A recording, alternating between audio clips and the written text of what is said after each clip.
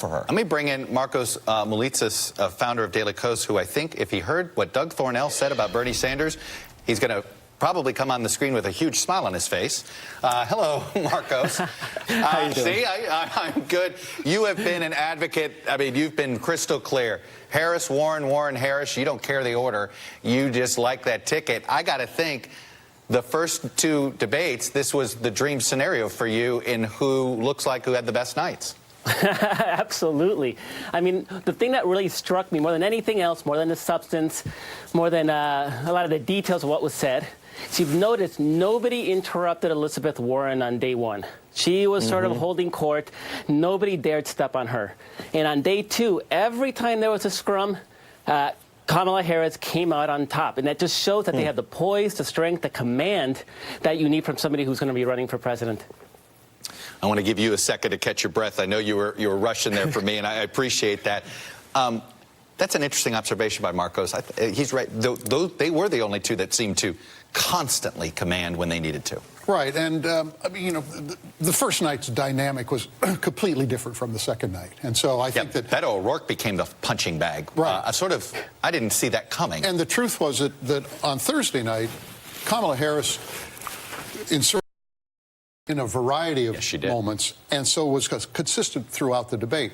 I agree with what Doug had to say about Elizabeth Warren. I mean, I think that the way she framed her overall rationale, I won't say message, but the rationale, rather than getting into the weeds of all of the policies, which she could have gotten into, was an effective way to present herself to the American people. But she did that in the first 40 minutes and then kind of disappeared and didn't feel a need to be a force, whereas Harris, time and again, took the initiative. But that's Harris's argument, right? Harris's argument is, I am the better prosecutor. I am the one. Yeah. I'm not scared, and I can very effectively take down Joe Biden, and I can do that to Donald Trump. And she had more to prove in that debate than I think Warren did in the first debate. And she did, and it doesn't surprise me that, I mean, I don't think that, I think the men probably didn't want to interrupt the women, which was, I would advise, was the right call by all of them.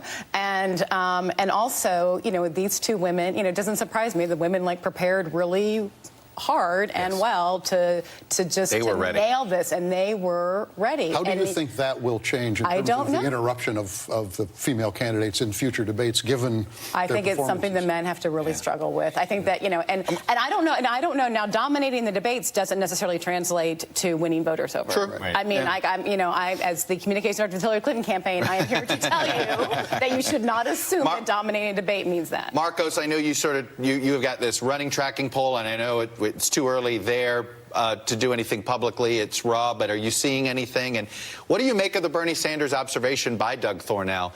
Has Warren basically eclipsed Sanders in your world of sort of progressive, fundamental economic change politics?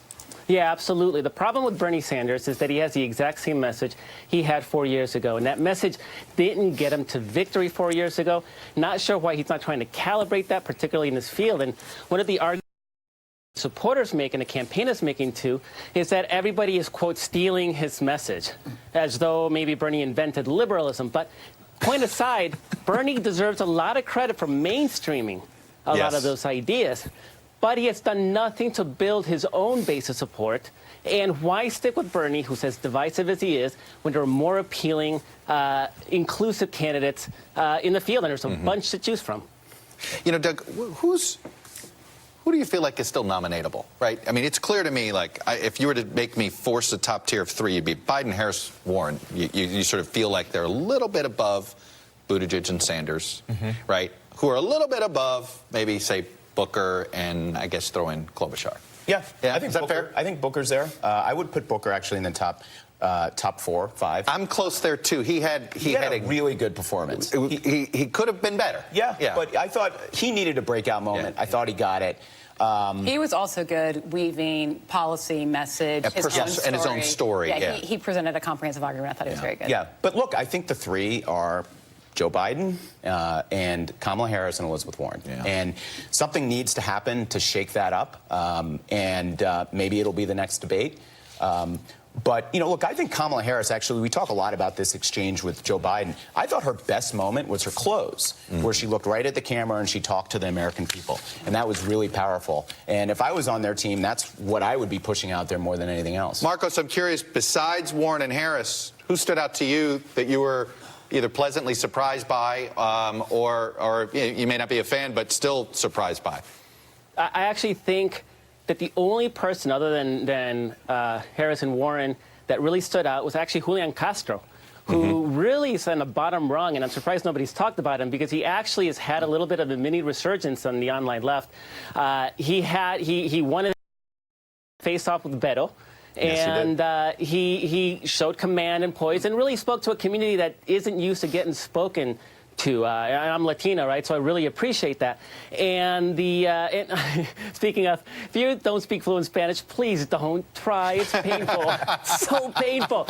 But that said, Julian Castro really, I thought, impressed me. And I don't think he's going to go anywhere. And I actually don't think Booker really is able to bust through any kind of a noise, but at least he acquitted himself well, and at least made a reason why he's running, which a lot of these people did not. Julian Castro, is he going to be able to take what he did, get some Texas donors from Beto, Dan, is he going to be able to take it so that he can get into this top 5 or 6? I think it's still a real challenge for him. I mean, I think getting the number of donors that he's going to need to get. I mean, they were feeling very good on Thursday morning. I saw him do a press avail, and he was confident. And he said, "I'm the one who can actually win Texas." Right. I think he really wanted to prove that he was the dominant Texas candidate. He did it. He did it, but now he has to build on that. It's a game of Survivor right now. That's a great way to survive. You're a little right now. It is. Hey, Markos, good to see you. Thanks for rushing in for me, man. I appreciate it.